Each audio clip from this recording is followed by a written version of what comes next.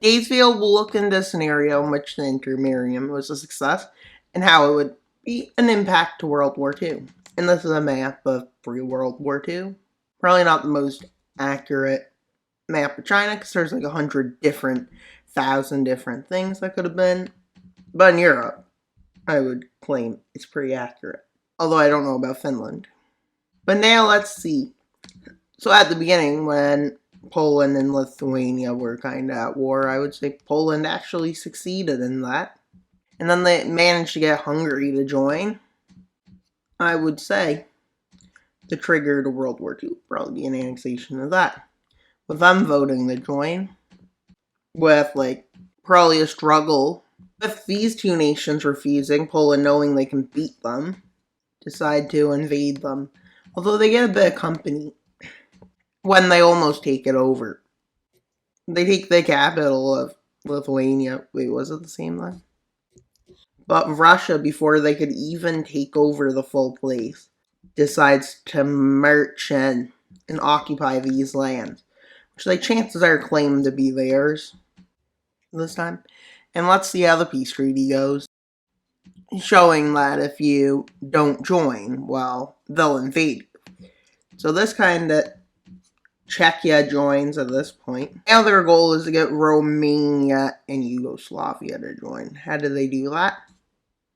Well, they offer protection against Italy, offer protection against the Soviet Union. And then the setup goes the same. With Italy, we can go here because why not? With the same road to World War II happening in this timeline, except it differs at the Munich conference. How does that differ, you may ask? Well, Poland, the Intermarium, rejects it. But let's continue the way we're going. With a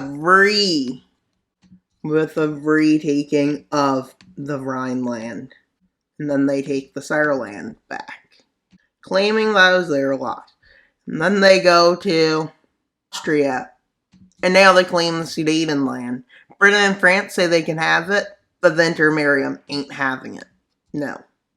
Germany can try. They're not getting it. They refuse to back down to tyranny, basically, is all they do. I'm sure Britain and France is happy about this. Somebody's actually taking action. Don't forget, this would be better for Czechia because some of the best defensible lands were gave away at the Munich conference. Germany quickly and rapidly occupying it.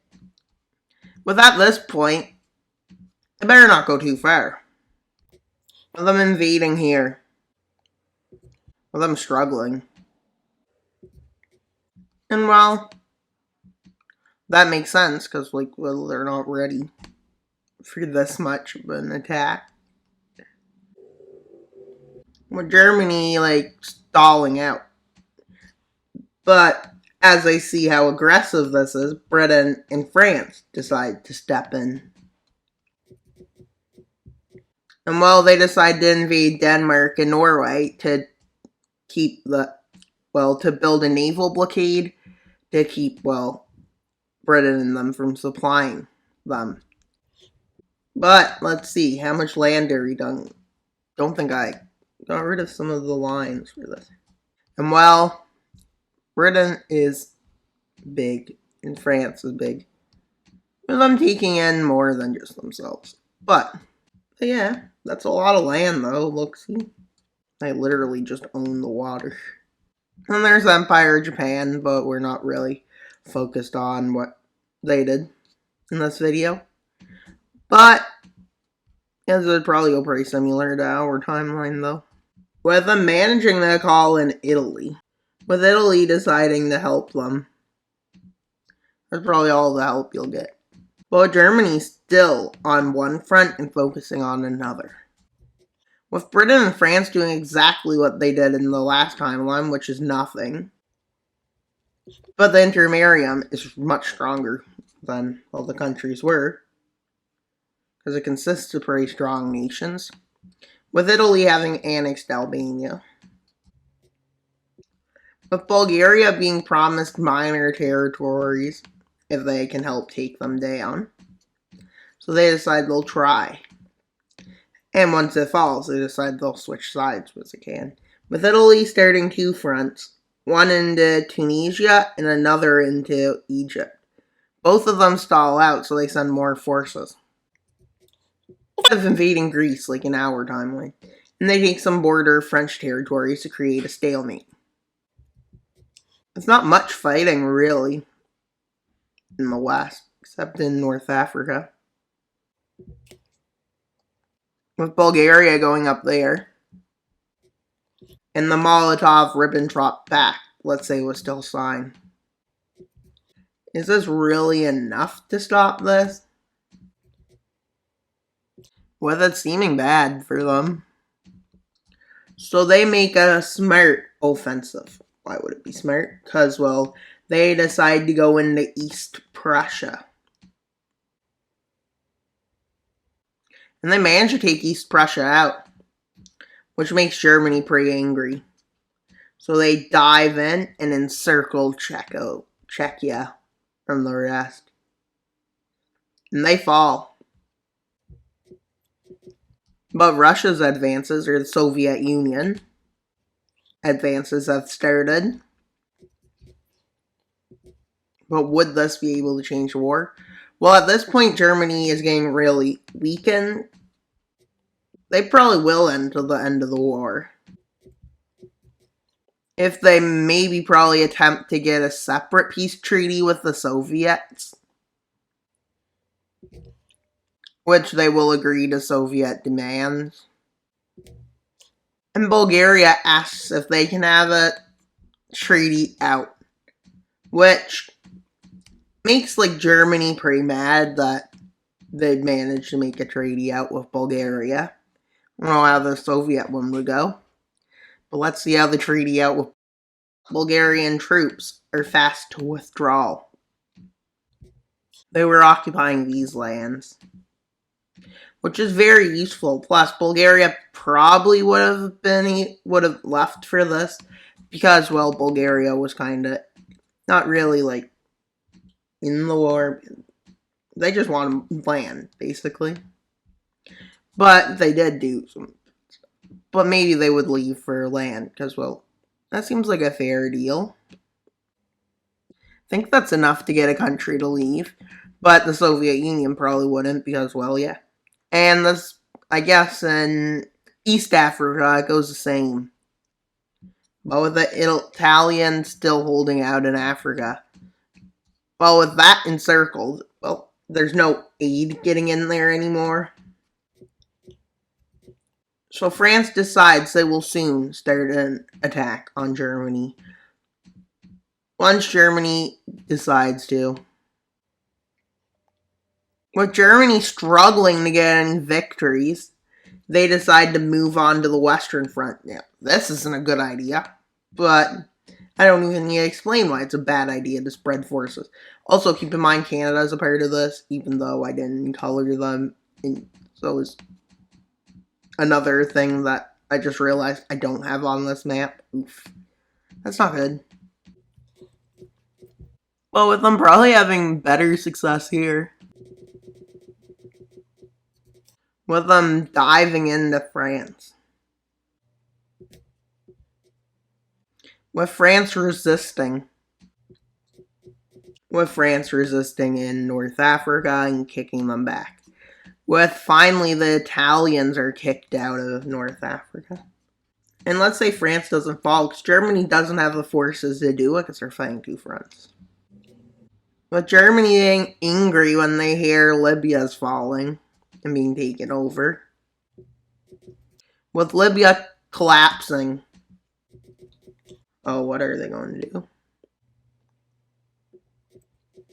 The Intermarium still holding. Although with some minor pushbacks by the Soviets. And some pushbacks by the Italians and Germans. Overall, the Intermarium is standing strong. With France getting ready to conscript so they can make a major pushback against Germany. So they decide the Italian front is probably where they should make it first. With the Royal Navy being used successfully to make an actual landing in Sicily. Some things stay the same, and well, yeah. With Italy capitulating. Oh, that wasn't a good idea, Italy. No, it wasn't. Yep, they create a Italian puppet government with, well, as you can tell, it's not really functioning as a nation. With the Italian puppet having just been a bad idea by the Germans. As within years of fighting, probably 4 or 5, Italy is liberated.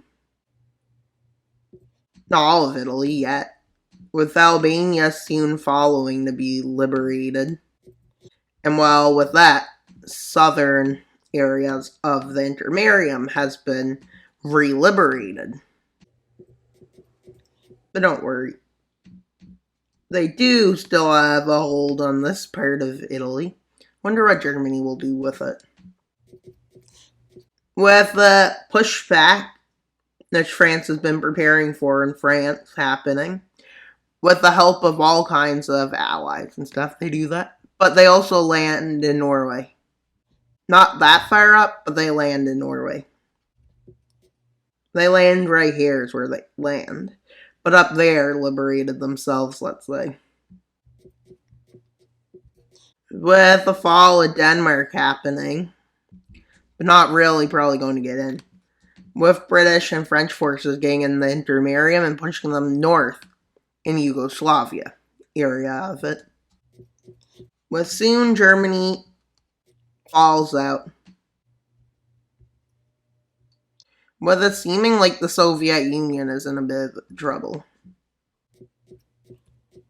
With, at this point, it's decided the invasion should start in some important territory. With France during the invasion of the Rhineland, with the Intermarium invading Austria along with the British, and they invade eastern Germany. But the Soviets never being fully turned on them.